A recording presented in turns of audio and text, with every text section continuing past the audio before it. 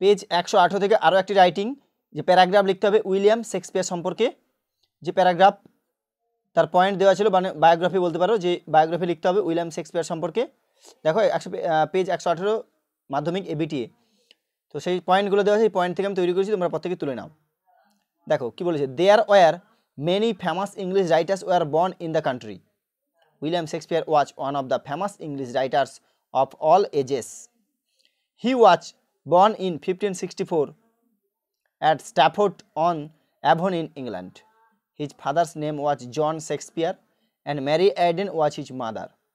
This eminent writer's wife was Anne Hathaway. He was educated at Stafford Grammar School. He wrote many poems, histories and dramas like tragedy and comedy. Shakespeare is considered the greatest English playwright.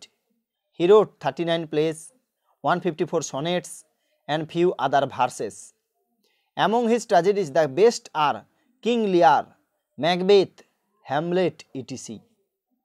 His comedies that are staged even now are Twelfth Night, As You Like It, etc. The great man passed away on April 23, 1616. তার মানে 1616 সালের 23 April এই মহান মানুষটি পাশে মারা যায়।